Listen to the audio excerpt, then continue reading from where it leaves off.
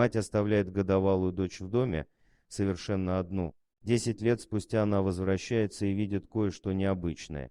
Жители российского города Ярославль никогда не забудут эту историю. Однажды они из дома услышали громкий детский плач. Сначала им показалось, что там несколько детей. Кроме этого, плач не утихал более нескольких часов, дней. Прохожие заметили, что несколько дней в доме не горит свет, и, наконец, решили обратиться в полицию. Когда полицейские вошли в дом, то были шокированы увиденным. В темной гостиной сидел ребенок, и никого из взрослых рядом не было. Она лежала на грязном полу, дома никого не оказалось, кроме годовалой девочки. Хозяева съехали, забрав с собой все, кроме ребенка. Девочку тут же госпитализировали, там врачи сказали, что у нее было сломано бедро, у ребенка было сильное истощение.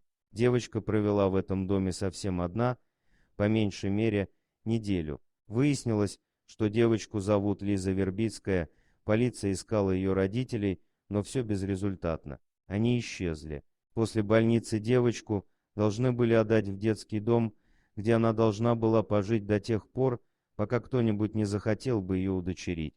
Тогда, когда девочку отвезли в больницу, Инна приходила в больницу к своему сыну.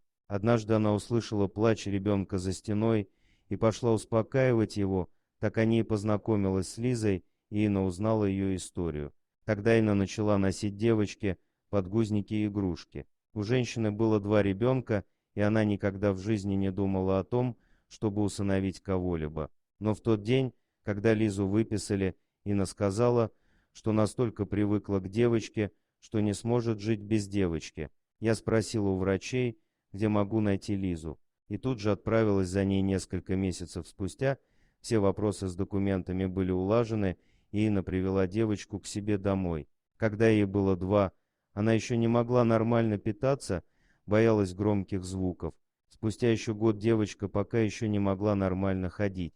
Инна решила отдать девочку на танцы в надежде, что музыка поможет девочке справиться с трудностями, будет ее вдохновлять и поможет развиться в физическом плане. Это сработало. Благодаря танцам, заботе и любви Инны, вскоре Лиза стала очень веселым ребенком. Когда настала пора отправлять девочку в школу, никто не мог себе представить, что именно эту девочку когда-то родители оставили одну на произвол судьбы. Она отличалась внешне от других детей, поэтому привлекала к себе внимание. Некоторые дразнили ее в школе, говорили «цыганка» или «шоколадка». Но Лиза была очень солнечным ребенком, и вскоре все ее полюбили. Она не стыдится себя, сказала Инна. Когда она была маленькой, я сказала ей, что многие будут с интересом смотреть на нее, но ты не обращай внимания на них. В то же время девочка уже в 12 лет выиграла множество конкурсов, она очень талантливая, ее даже пригласили работать моделью. Вскоре после этого Лиза выиграла еще одно соревнование и стала известна как самая красивая девушка в стране.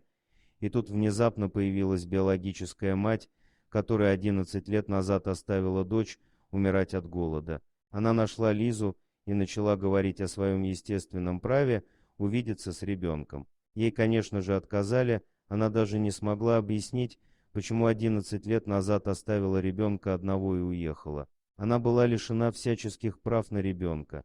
Теперь Лизе решать, захочет ли она когда-нибудь увидеть свою биологическую мать или нет. Именно любовь спасла этого ребенка. Невозможно поверить, что любовь избавила ее от сложной судьбы, и теперь она достигла такого успеха именно благодаря Ине. Это чудесно, дорогие друзья.